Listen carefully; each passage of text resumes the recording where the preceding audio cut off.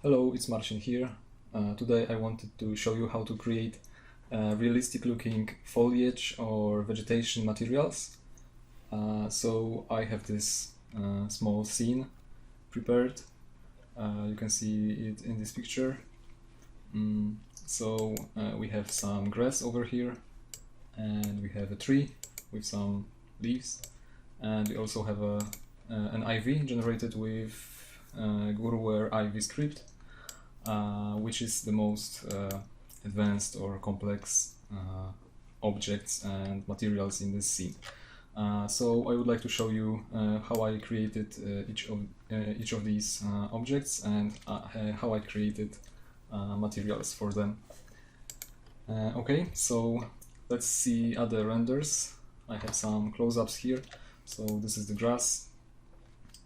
You probably noticed that one of its most important features is that it lets some sunlight through. So you can see that even though sunlight is shining from the background, from that direction, it's still visible on the back faces of the grass blades.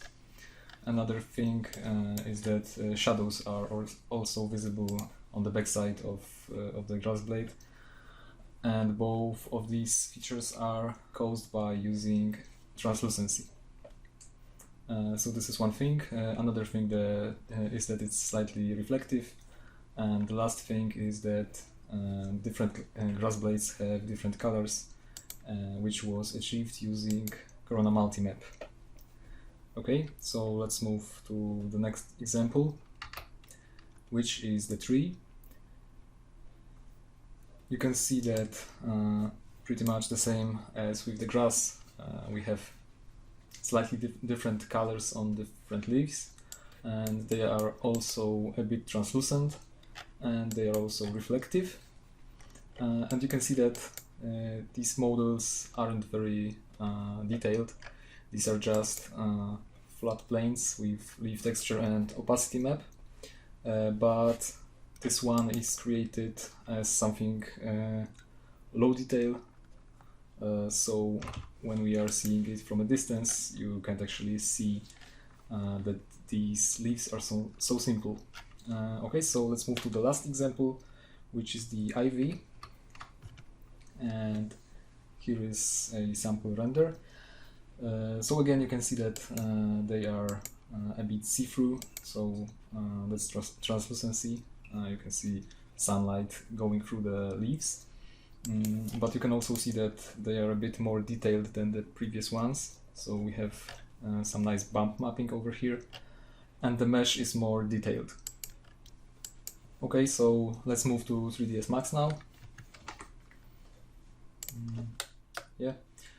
Maybe let's see how the scene is made first.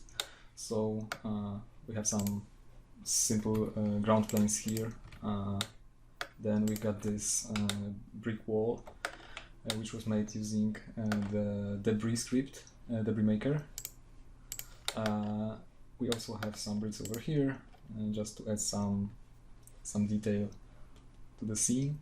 And we also have our grass, which is a corona scatter with a grass clump scattered over this surface.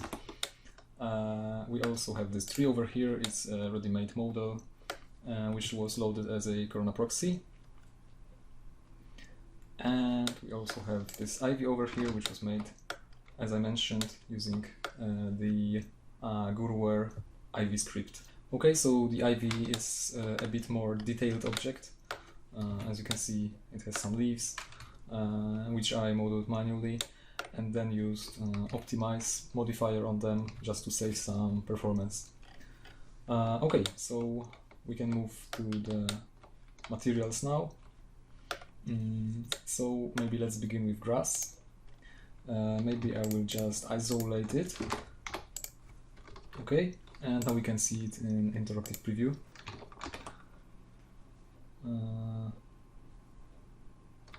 Yep. Okay, here is our original grass clump. You have to remember that the material is taken from the original scattered object. It's not applied to the corona scatter object. So let's sample it.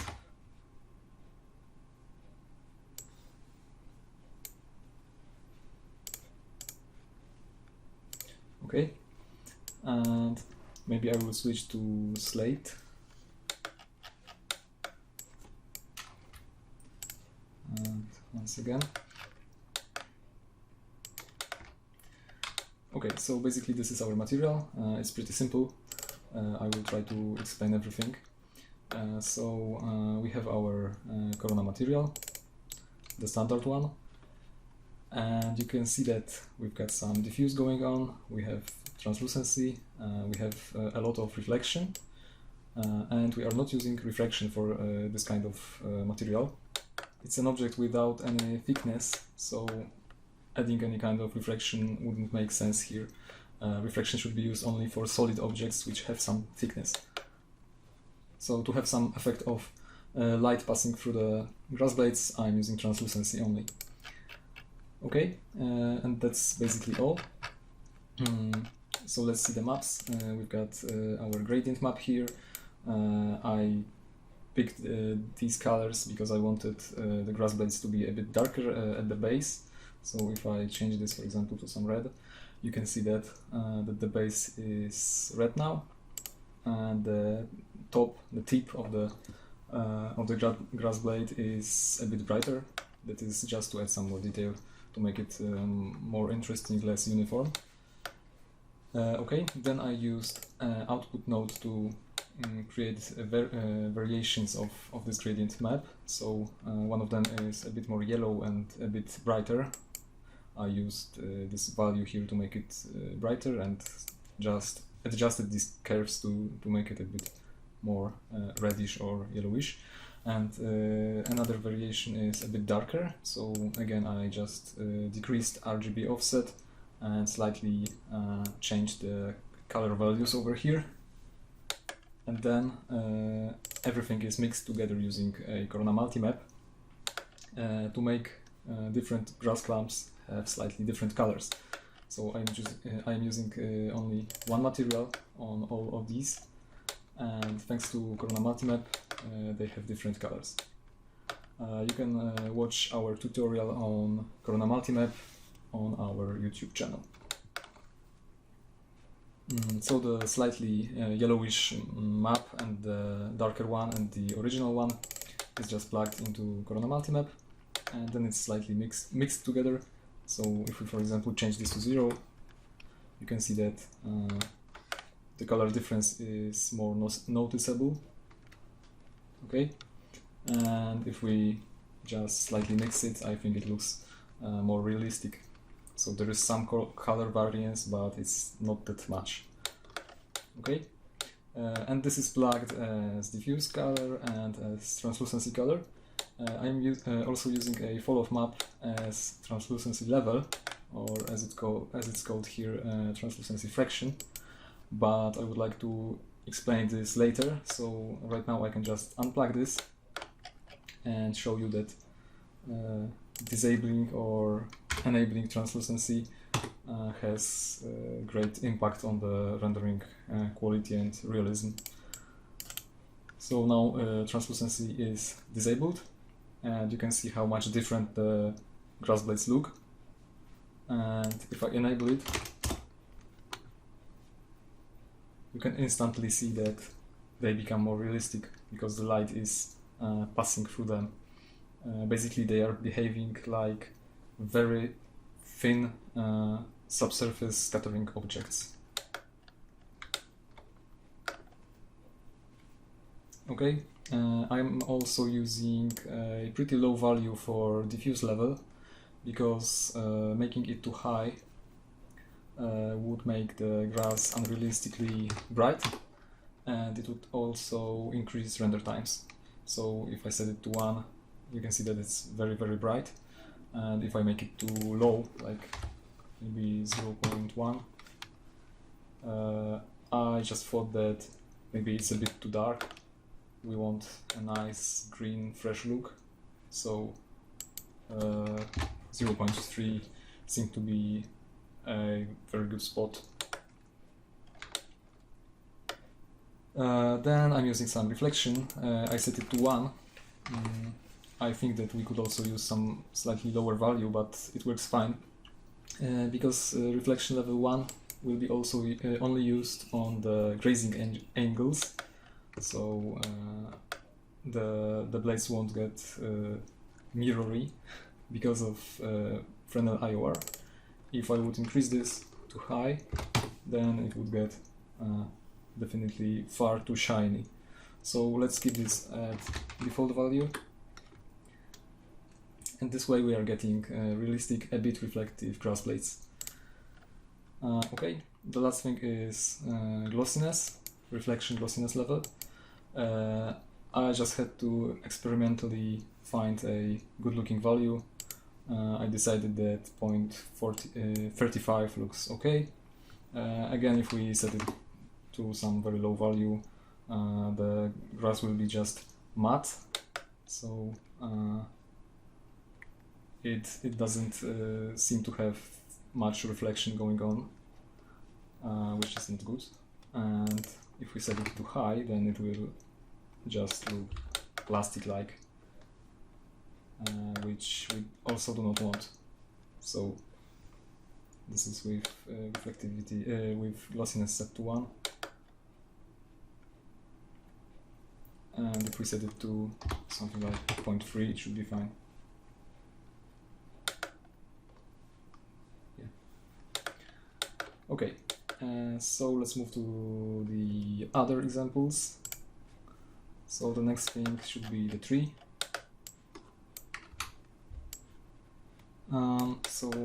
Maybe I will just isolate it again. Maybe let's look at the sun so that we can see translucency clearly.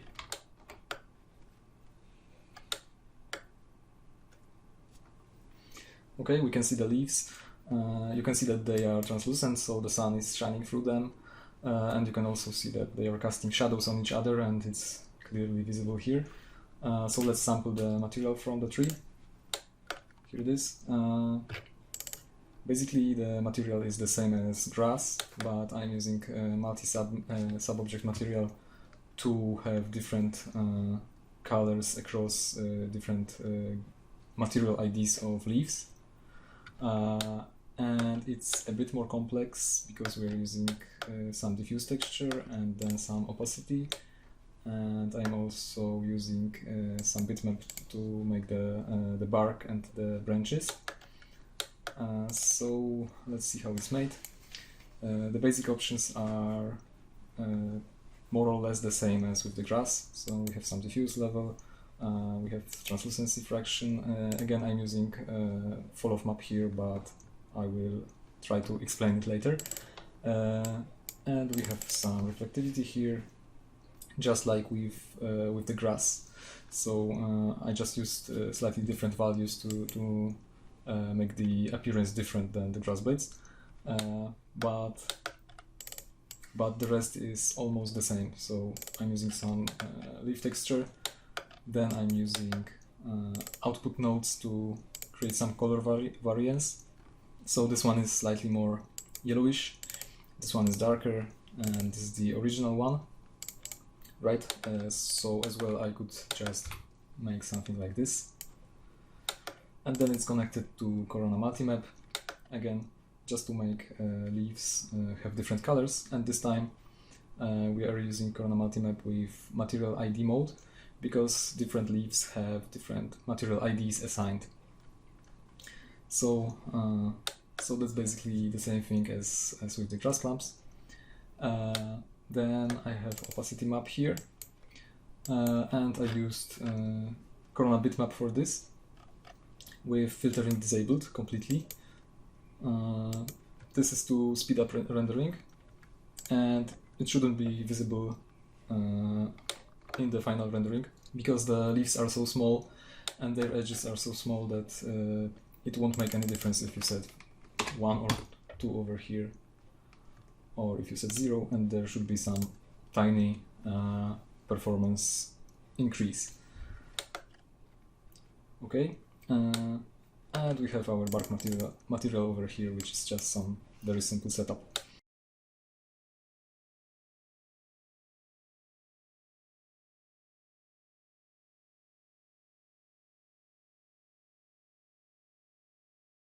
Okay, sorry.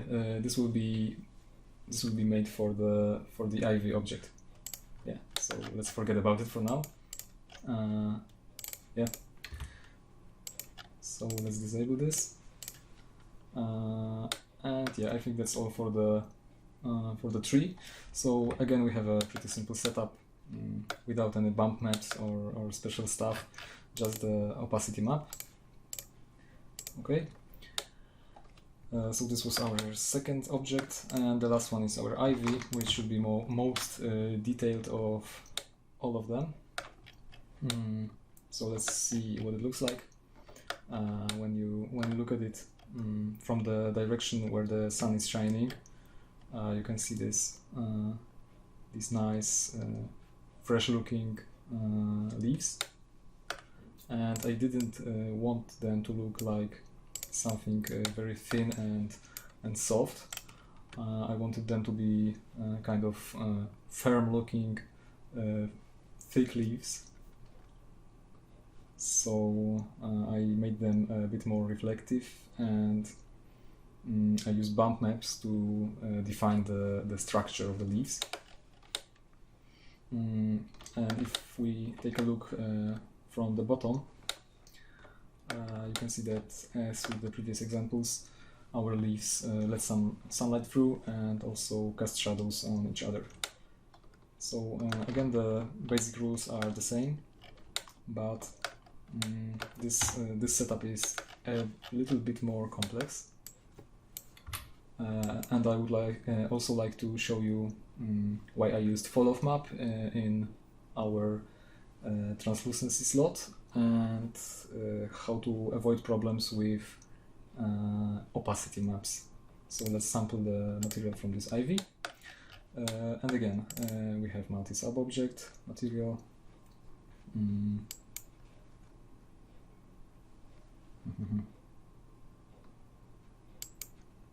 Okay, I think this was auto backup. So there is our branch and our leaves. And again, we have different material IDs for different leaves. So after I created the ivy using the script, I had to collapse it into a editable poly and then manually assign different IDs to the leaves. And then I saved it as a Corona proxy. Okay, so back to material. The settings are pretty similar to the other ones. So diffuse, translucency, and then some reflection, and no refraction again. But then we have some bump map here. And I think that's the only difference right now. So let's see, here is our diffuse bitmap, which is also used for translucency color. And this is our original bitmap. Then there is output again. This is the original one, this is the darker one, and this is the more yellowish one. Then it's again mixed using a Corona multimap. Here we have one red color without any map, or with a map, but it's not necessary here. So this was because my leaves had material ID 2, 3, and 4, and material ID 1 was assigned to the branches, so I had to use 4 slots over here.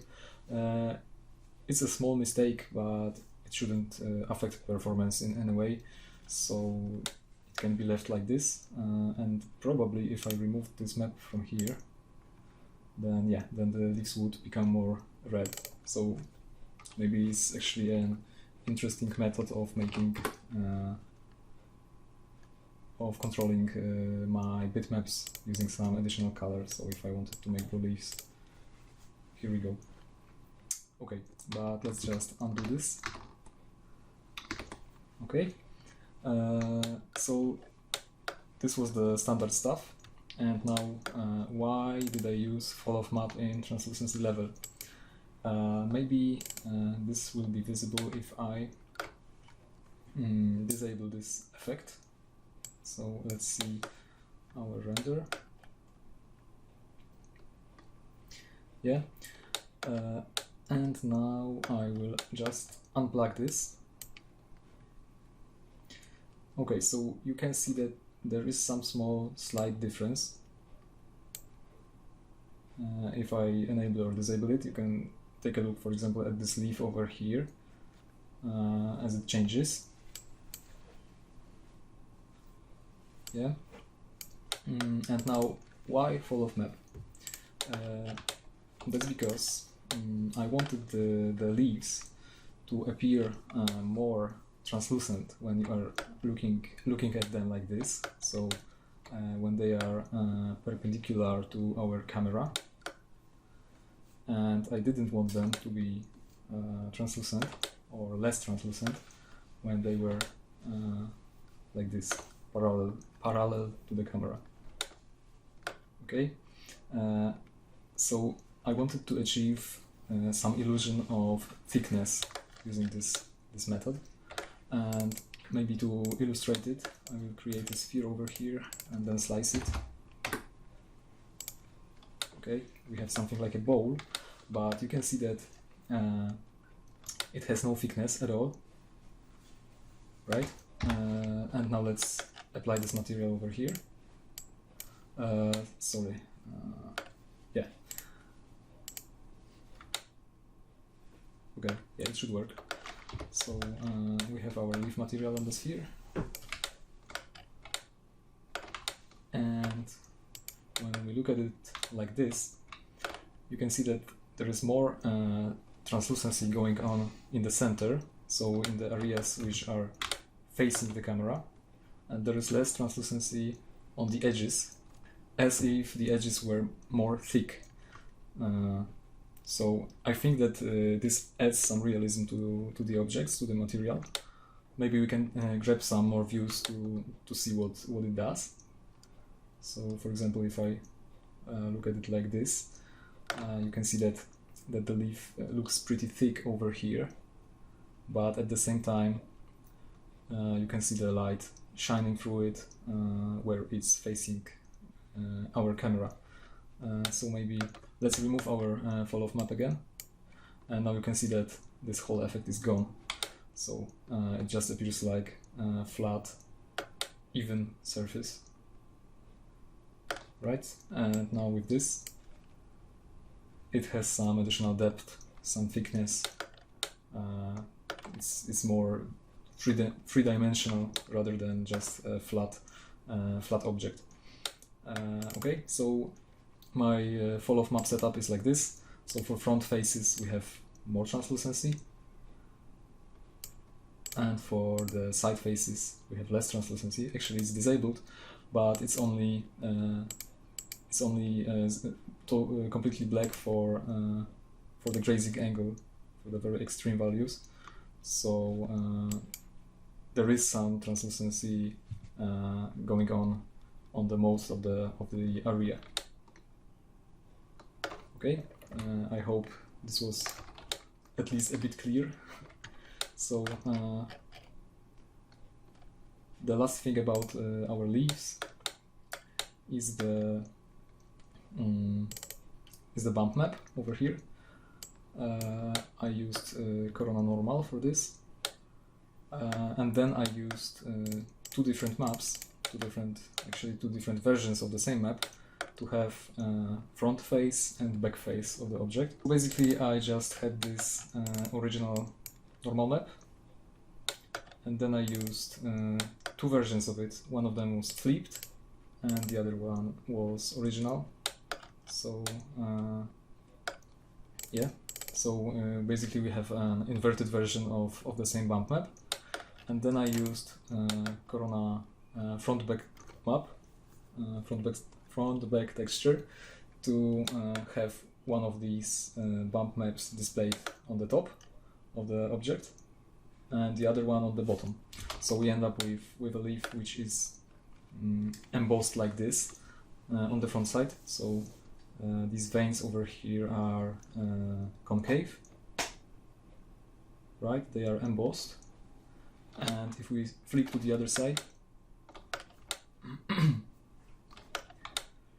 then these veins will be reversed, so pretty much like it would be in real life. So if something is embossed or concave on one side, then it will be convex on the other side.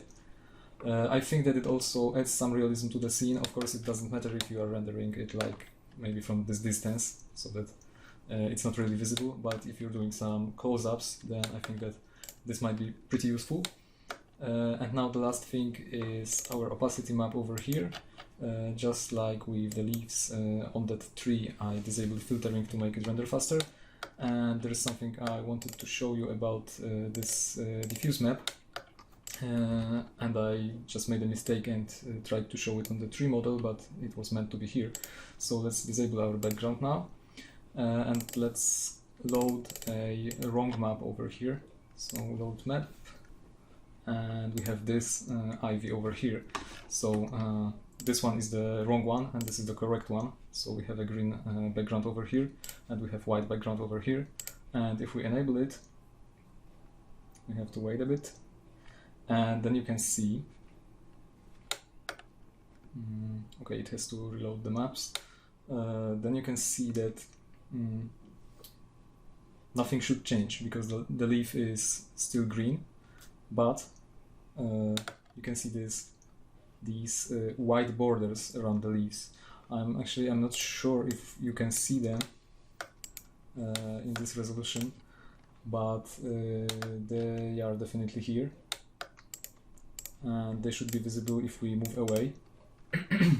Yeah, now the leaves are becoming a lot brighter, which usually we don't want. And if I move forward, they are a bit darker. This is because filtering is slightly blurring the white border over here, so that it is visible in the inside of the leaf. So when you are using leaf textures like this, you should always use this kind of texture with green background pasted in.